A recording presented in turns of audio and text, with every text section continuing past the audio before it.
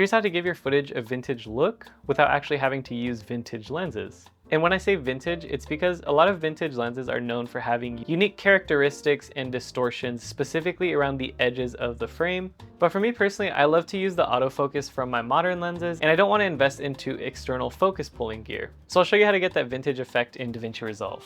So we're in the color page in DaVinci Resolve. We have our clip color graded.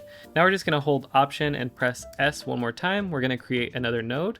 Next, we're going to go to this little window tab to create a mask, and we're just going to click the circle mask, and then we're going to slightly adjust it like so. The outer circle with the pink dot, you can expand that so it's just going to kind of make the fall off a little bit softer. So now we're going to go to the top right where it says effects, and we're going to open that tab up, and we're going to click radial blur and drag it to that fourth node. There we go.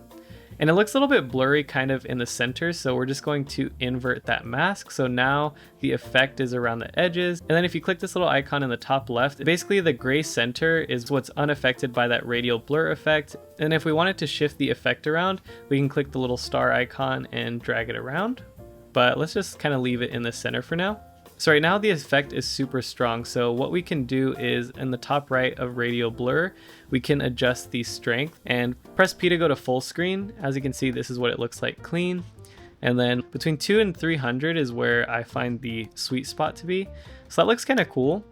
It looks a tad strong, so what I'm going to do is I'm going to go to the top left icon again and show what's highlighted. And then under transform right here, I'm going to expand the size of the mask. That way the effect is a little bit more limited to the corners of the frame. And then aspect, you can also expand that as well to kind of make it more of an oval shape.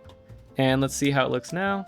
That looks pretty good. So now we have a vintage look over our footage, even though we shot on a modern lens. And I find that this effect looks particularly good when you have your background kind of blurred out and your subject is the center focus of the frame, just because those vintage characteristics usually show in the bokeh and the background blur of lenses. So this looks a little bit more realistic when you have a blurry background. And also, if you want filmic looking color grades like mine, I use Dehancer Pro, and you can use my promo code Victor to get 10% off at the checkout if you're interested.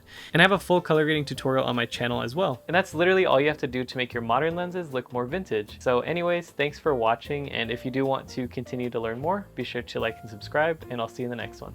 Peace.